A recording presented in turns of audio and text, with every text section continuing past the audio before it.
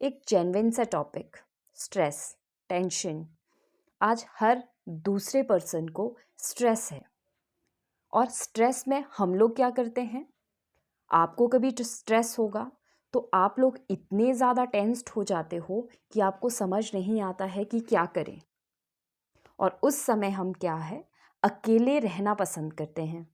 और ये हमारी सबसे बड़ी गलती होती है जब हम इस चीज़ को, इस ऑप्शन को चूज़ करते हैं कि हमको अकेले रहना है। अकेले रह के क्या करोगे? उन विचारों को बार बार सोचते रहोगे, नेगेटिव थॉट्स आएंगे और फिर उसी गलती को फिर से दोहराएंगे और वो जो स्ट्रेस है वो डबल हो जाएगा। इसीलिए ऐसी सिचुएशन में कोशिश करें, अगर आपका अकेलापन उस चीज़ से ओवरकम नहीं कर पा रहा है तो आप उस सिचुएशन में अपनी प्रॉब्लम को किसी ऐसे इंसान से शेयर करें जिस पे आप ट्रस्ट कर सकते हैं। बिकॉज़ आज के टाइम पे किसी के साथ कुछ भी शेयर करना एक रिस्क है। हम 100 में से सिर्फ 1% ऐसे लोग होते हैं जो कि विश्वास पात्र होते हैं या फिर हम कुछ उनसे शेयर कर सकते हैं। और जो 99% लोग हैं वो हमारी बातों का मज़ा लेते हैं। मज़ा तो लेते हैं बट हमको वो ज़रूर सुनाते हैं जो हम उस सिचुएशन में सुनना चाहते हैं। गलतियाँ जिसकी भी हो वो कभी आपको आपकी गलतियाँ नहीं बताएंगे, बल्कि उस सिचुएशन में आपको कैसे खुशी मिलेगी, आपको कैसे किसी का क्रिटिसाइज़ करने से या फिर आपको किस बात से उस समय खुशी मिलने वाली है, वो पर्सन वैसी बातें करेगा और आपसे और अधिक बातें उगलवाने की कोशिश करेगा।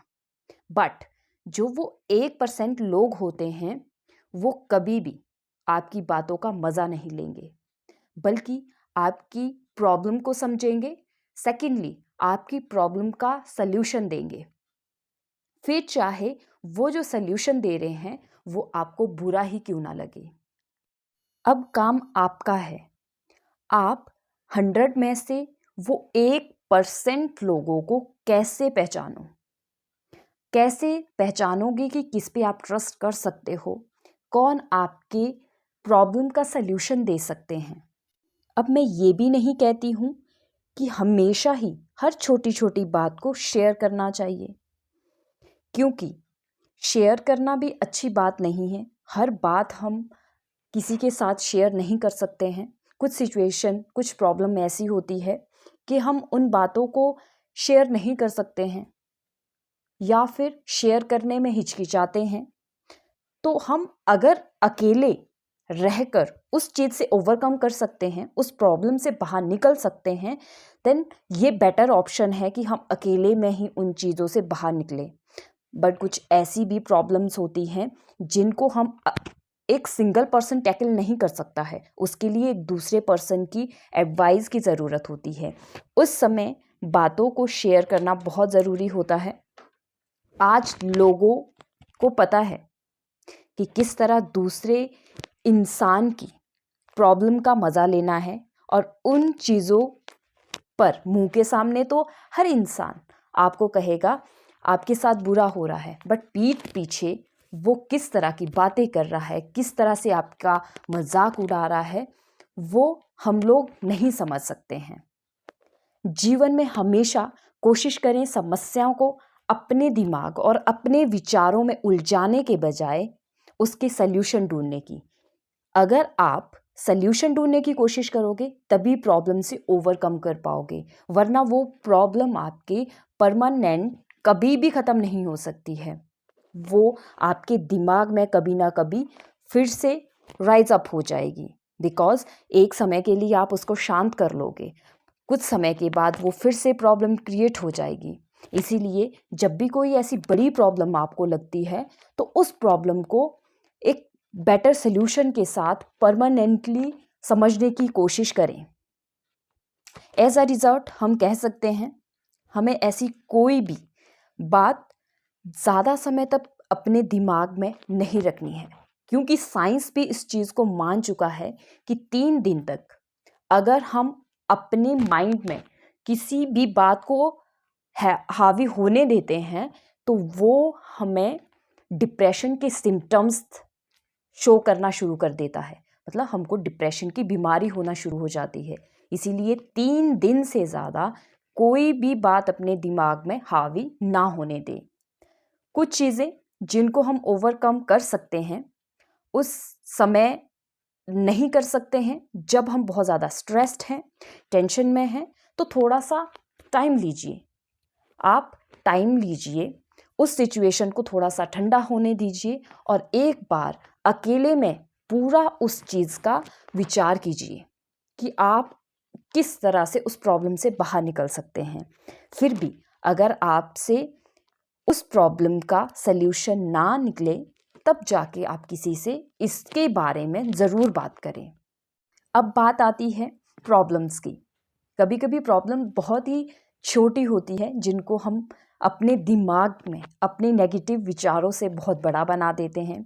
कभी कभी समस्याएं बहुत बड़ी होती है बट अपने पॉजिटिव दिमाग से हम उन समस्याओं को बिल्कुल छोटा बना देते हैं। तो ये डिपेंड करता है हमारे माइंड पे कि हम उन समस्याओं को, उन प्रॉब्लम्स को किस तरह से टैकल कर रहे हैं, किस तरह से उनको फेस कर रहे हैं।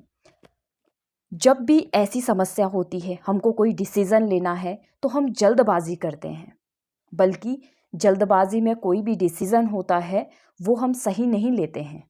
अब आप ही देखिए, चलते चलते भागते भागते क्या आप खाना खा सकते हैं? नहीं।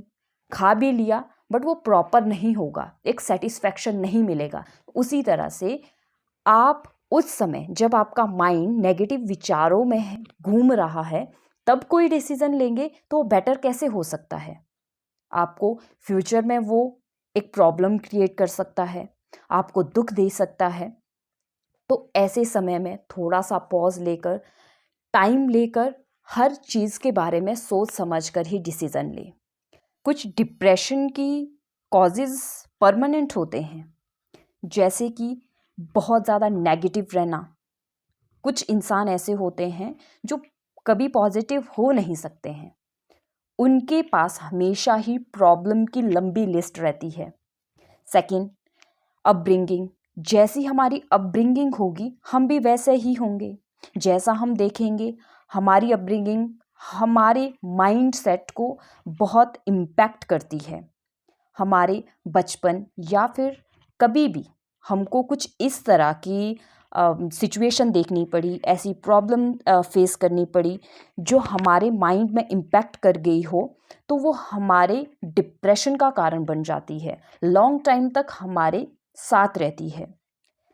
थर्डली, खालीपन। कहते भी हैं खालीपन शैतान का जो घर है वो होता है। कभी भी खाली रहने से क्या होता है, हमारे दिमाग में हमेशा ही नेगेटिव जो थॉट्स हैं वो प्रोसेस करते हैं, और जहाँ नेगेटिव थॉट हैं वहाँ पर कभी भी एक इंसान खुश नहीं हो सकता है। Give your best to improve your self. अपना बेस्ट सिर्फ अपने सेल्फ को इम्प्रूव करने के लिए दो, क्योंकि सबसे ज़रूरी है आपका अपनी सेल्फ को इम्प्रूव करना। अगर आप किसी दूसरे को भी इम्प्रूव करना चाह रहे हो, फर्स्टली आपको खुद को इम्प्रूव करना ज़रूरी है। मिलते हैं नेक्स्ट वीडियो में कुछ नए और पॉजिटिव विचारों के साथ। तब तक के लिए बाय बाय, टेक केयर।